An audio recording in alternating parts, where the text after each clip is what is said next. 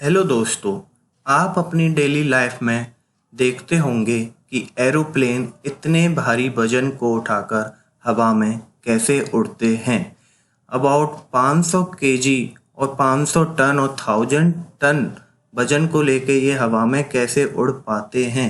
इसके पीछे की साइंस क्या है, क्या आपने कभी सोचा है? तो बने रहिए मेरे साथ इस वीडियो में और मैं आपको बताऊंगा कि क्या मैकेनिज्म है जिसकी वजह से एरोप्लेन हवा में उड़ पाते हैं। तो दोस्तों, मेरा नाम है छैल और स्वागत करता हूं आपका मेरे यूट्यूब चैनल पे टेक्निकल स्टडी विद छैल। तो चलिए आगे बढ़ते हैं। How aeroplane fly in air, हवा में एरोप्लेन कैसे उड़ता है। देखो दोस्तों, यहाँ पे एरोप्लेन पे 4 टाइप ऑफ फोर्सेज होते हैं। One is drag force, one is weight, one is lift and other is thrust force. Drag जो होता है ये होता है एयर की वजह से। एरोप्लेन के सामने से जो एयर आती है वो एरोप्लेन को रजिस्ट रोकने की कोशिश करती है, जिसकी वजह से एक फोर्स लगता है जिसका नाम होता है ड्रैग फोर्स।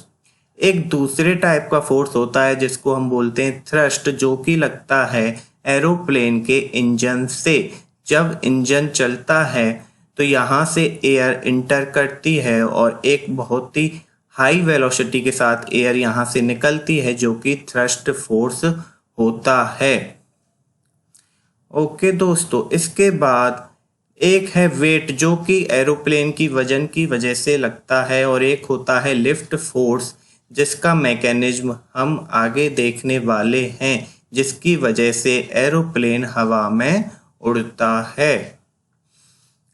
तो लिफ्ट फोर्स दोस्तों या तो वेट के बराबर होना चाहिए या फिर वेट से ज़्यादा होना चाहिए। अगर लिफ्ट फोर्स वेट से कम हुआ तो एरोप्लेन नीचे गिर जाएगा।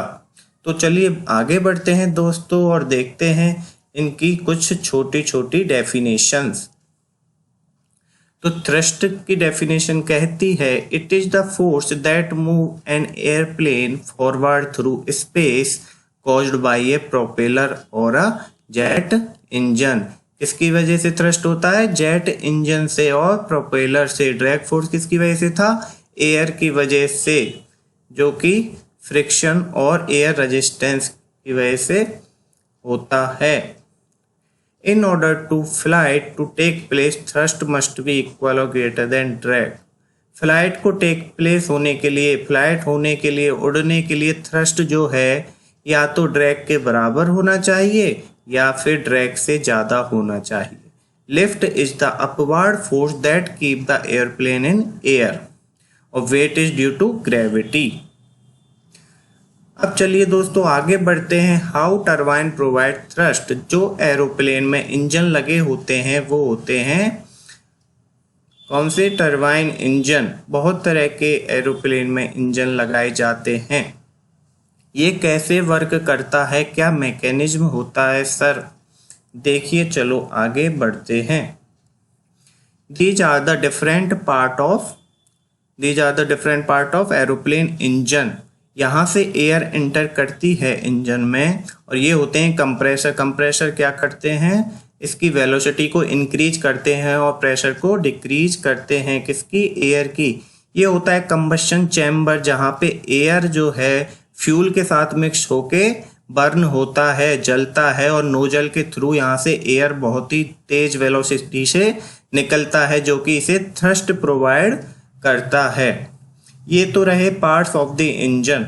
चलिए अब इसके बाद देखते हैं कि सर ये कैसे काम करता है। ये हमारा एरोप्लेन है जिसमें 2 टाइप के फोर्स हमने देखे, जिनकी वजह से प्लेन पुश होता है फॉरवर्ड और एयर पुश होती है बैकवर्ड। एयर किसकी वजह से बैकवर्ड पुश होती है? इंजन की वजह से। और प्लेन किसकी वजह से फॉरवर्ड जाता है? इसके रिएक्शन की वजह से।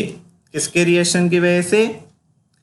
एयर जो बैकवर्ड जा रही है इसका एक रिएक्शन फोर्स लगेगा, जो कि एरोप्लेन को आगे ले जाएगा। ये कौन सा लॉ है? न्यूटन से थर्ड लॉ। न्यूटन से थर्ड लॉ कहता है for any action there should be a reaction. हर एक्शन का एक रिएक्शन होता है, यही है न्यूटन्स थर्ड लॉ। ठीक है, अब देखते हैं how does wing of plane provide lift. मतलब कि जो एरोप्लेन की विंग हैं, जो इसके पंख हैं, इसकी वजह से ये कैसे उड़ता है, ये कैसे लिफ्ट करता है, इसके विंग कैसे लिफ्ट प्रोवाइड करते हैं। तो इसके पीछे मैकेनिज्म है ये क्या है, ये शेप है इस विंग का, जिसे बोलते हैं एरोफॉइल शेप।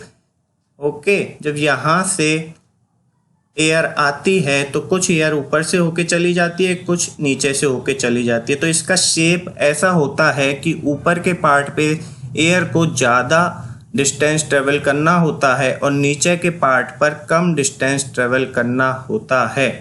तो ऊपर लो प्रेशर और हाई वेलोसिटी होता है, नीचे high pressure and low velocity होता है, जिसकी वजह से यहाँ पे प्रेशर डिफरेंस क्रिएट होता है और उस प्रेशर डिफरेंस से लिफ्ट फोर्स क्रिएट होता है, जिसकी वजह से एरोप्लेन लिफ्ट करते हैं। और इस विंग में दो पार्ट होते हैं, स्लैट एंड फ्लैप।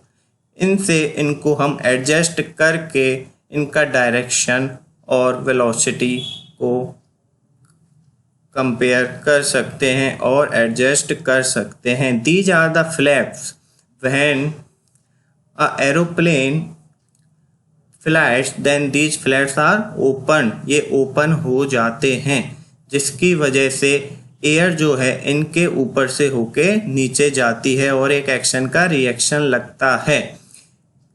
ये दो प्रिंसिपल पे बेस्ड होता है, one is Bernoulli principle and one is Newton's third law. Bernoulli principle मैंने आपको समझा दिया प्रेशर डिफरेंस की वजह से, और न्यूटन से थर्ड लॉ क्या होता है, जब यहाँ से एयर एक साथ नीचे जाएगी तो उसका एक रिएक्शन लगेगा ऊपर की तरफ, जिससे क्या क्रिएट होगा, लिफ्ट फोर्स क्रिएट होगा।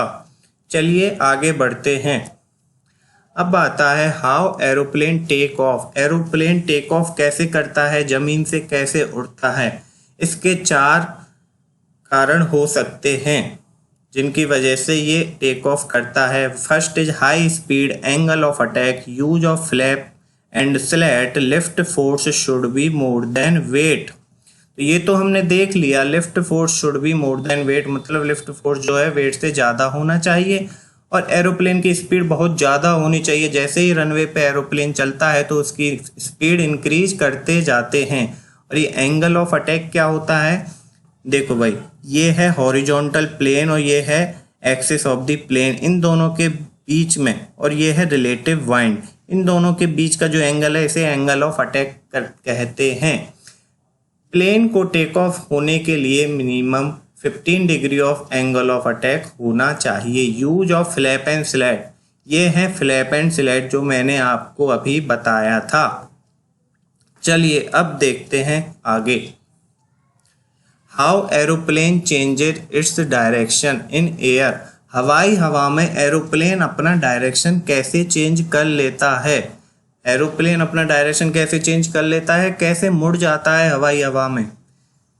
तो इसका कारण है इसमें जो लगे हैं एलेरोन, जो कि इसे मोड़ने के लिए जिम्मेदार हैं। ठीक है, दोनों विंग्स में ये एलेरोन लगे रहते हैं। जब ये एलेरोन नीचे होते हैं तो ये हाई लिफ्ट प्रोड्यूस करता है, दूसरी तरफ ये ऊपर हो जाते हैं जो कि लो लिफ्ट प्रोड्यूस करता है, जिसकी वजह से ये मुड़ते हैं।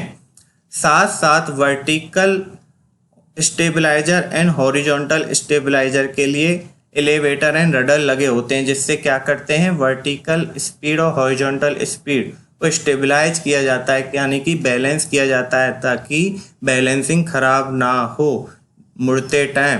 कुछ लोगों का मानना है कि रडर और एलिवेटर जिम्मेदार होते हैं एयर डायरेक्शन के लिए, हवा में मुड़ने के लिए, लेकिन नहीं, ये जरूरी नहीं है। सबसे ज़्यादा जिम्मेदार क्या होते हैं, एलेरोन, हवा में मुड़ने के लिए।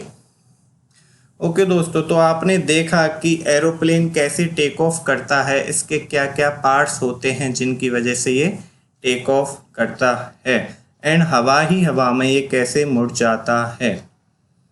तो आज के लिए इतना ही। उम्मीद करता हूँ दोस्तों कि आपको मेरा वीडियो पसंद आया होगा। जिनको अब तक नहीं पता था कि एरोप्लेन कैसे उड़ता है, क्या मैकेनिज्म होता है, आशा करता हूँ कि आपको पसंद आया हो और आप समझ गए हों। मेरा वीडियो पसंद आया हो तो लाइक करें, शेयर करें एंड सब्सक्राइब कर दें ज़रूर। My channel is technical study with Shail. Thank you very much.